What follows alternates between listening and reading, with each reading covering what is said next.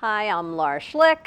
I am the owner of Poppy Hill Ponies, which is a pony business that we started officially about a year and a half ago for the buying and selling and training and breaking of ponies.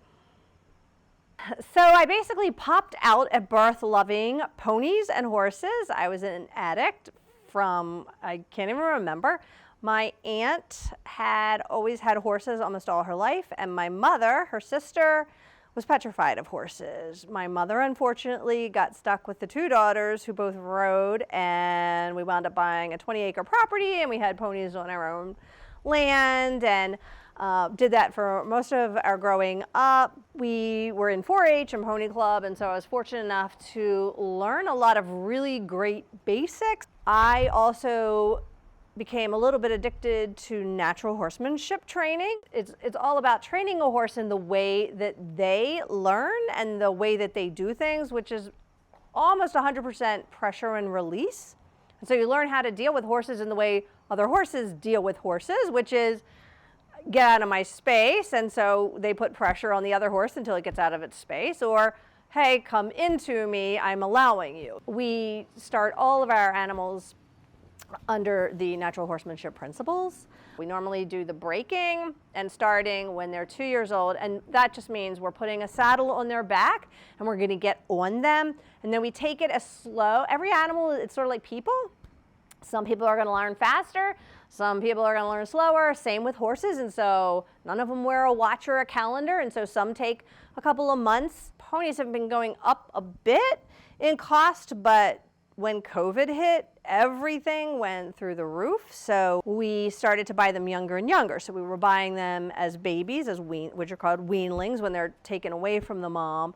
And then we've now started buying them in utero. I'm only buying super well-bred animals. For the first year, they probably won't pay me much money that year, but then after that, because they're at show barns, they've gone out, they're in lesson programs, they've gone to some horse shows, and so now they have a lot of experience. So now by the time they're 5, now I'm going to get more lease money for them. And then hopefully they're going to go to things like Pony Finals, which is the biggest show in the country at the end of the season for the top ponies in the country. And we have a lot of people who have animals who go to Pony Finals. Right now, the grandkids are in lead line and then bumping into mini stirrup, and my 2 students are in mini stirrup and short stirrup. So those are sort of the bottom levels of riding.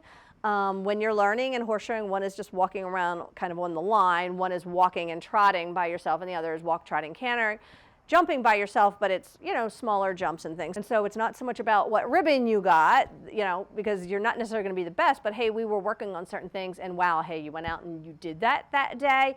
It's also a really great place with my green animals, so untrained or newly trained animals that haven't been around and done that for a long time are called green.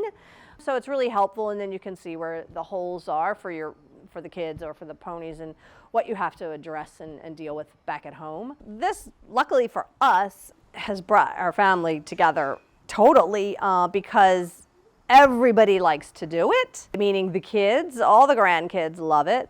We all kind of hang out at the shows together. From that standpoint, it's been a real fun thing to do. That part's been a real blessing, so it's been good.